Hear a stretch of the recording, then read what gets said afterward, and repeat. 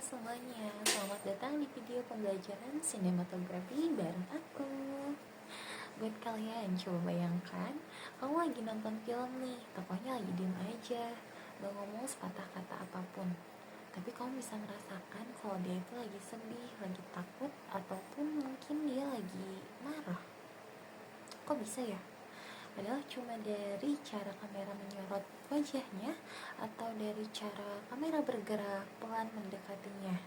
Nah, disitulah keajaiban visual bekerja. Dalam dunia sinematografi, ada dua hal yang sangat menentukan bagaimana perasaan penonton terbentuk hanya dari apa yang mereka lihat. Yaitu yang pertama, ada kamera angle, dan yang kedua, ada kamera movement. Yap, dua hal ini yang bikin sebuah gambar biasa jadi luar biasa banget. Mau kamu bikin film pendek, mau bikin dokumenter, vlog atau tugas, bahkan video tugas sekolah gitu ya, kalau kamu ngerti cara main sudut dan gerakan kamera, video kamu bisa lebih kuat sinematiknya dan emosional juga ya. Di video ini kita bakal belajar yang pertama apa itu kamera angle dan movement, yang kedua jenis-jenisnya secara lengkap, yang ketiga ada contoh penggunaannya dalam filmnya, dan yang keempat dan tips biar kamu bisa langsung praktik. So, siapin tempat duduk yang nyaman, catatan kalau perlu, dan mari kita belajar bareng aku tentang cara bercerita melalui sudut dan gerak kamera. Yang pertama, kita bahas dulu kamera angle atau sudut pandang kamera. Kamera angle adalah posisi atau ketinggian kamera saat merekam subjek. Ini penting banget karena kamera angle bisa mengubah cara penonton melihat dan merasakan cerita itu. Yuk kita bahas satu persatu. Yang pertama, ada eye level. Eye level itu kamera sejajar dengan mata subjek ya, kayak gini kurang lebih ya. Ini yang paling umum dan netral sih ya, karena bisa dipakai buat percakapan biasa atau adegan sehari-hari. Contohnya nih, aku kasih contoh buat kalian. Yang pertama, ngobrol santai di bangku taman.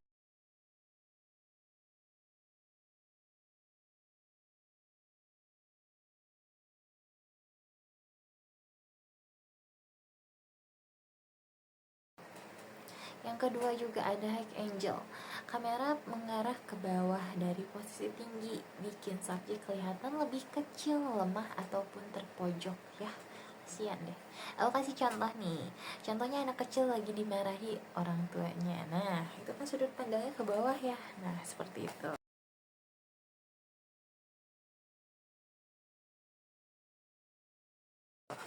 Yang ketiga ada low angle, kamera dari bawah mengarah ke atas. Ini kebalikan dari high angle ya, memberikan kesan dominan, kuat, atau menakutkan. Ini POV dari orang tuanya si anak tadi kalau lagi marah ya, seperti itu. Contohnya bos mafia berdiri menatap anak buahnya, seperti itu.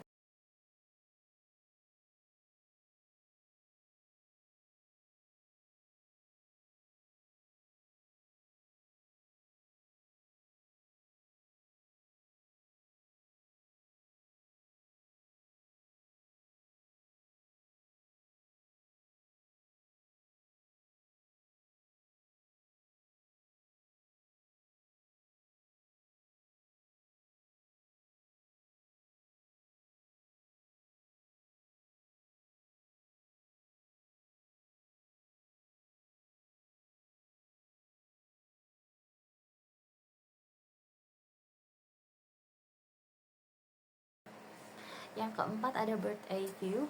Kamera dari atas banget, tegak lurus, dipakai untuk menunjukkan skala lokasi atau lokasi karakter. Contohnya, karakter lagi sendirian di tengah lapangan yang besar, seperti itu. Ya, kameranya dari atas banget, atas kepala ya. Harus di atas banget, namanya bird eye ya.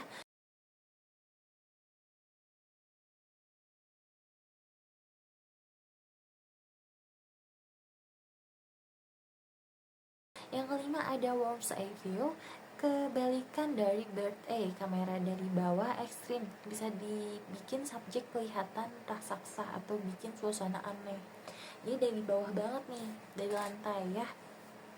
Selanjut lagi ada yang keenam, ada over the shoulder atau OTS. Ini kameranya berada di belakang bahu tokohnya. Biasanya untuk percakapan atau memperlihatkan perspektif tokoh. Contohnya percakapan intens antara dua musuh. Nah, dari belakang ya, dari belakang bahu.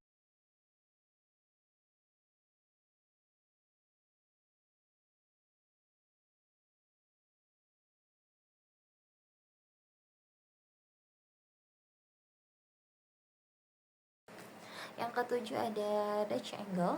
Kamera dimiringkan diagonal, kesannya aneh, tidak stabil atau menegangkan sih ya.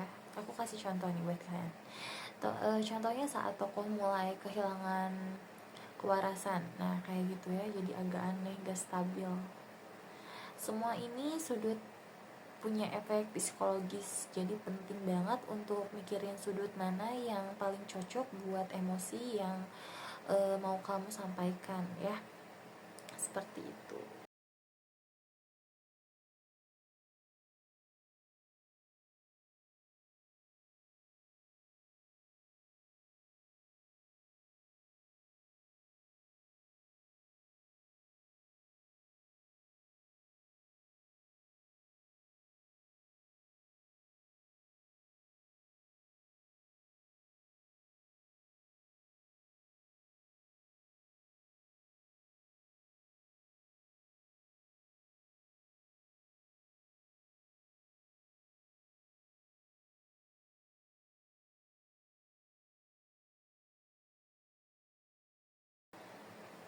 Selanjutnya kita akan bahas kamera movement. Sekarang kita masuk ke kamera movement. Kamera movement itu cara kamera bergerak saat merekam. Gerakan kamera bisa dibikin adegan jadi terasa hidup, dinamis dan emosional ya. Berikut ini adalah jenis-jenisnya. Aku bakal kasih tahu buat kalian ya. Yang pertama ada pan. Ini gerakannya horizontal ke kiri dan ke kanan, biasanya untuk memperlihatkan suatu lokasi atau mengikuti gerakan objek. Seperti itu. Aku kasih contoh buat kalian. Ini kameranya mengikuti mobil yang sedang lewat.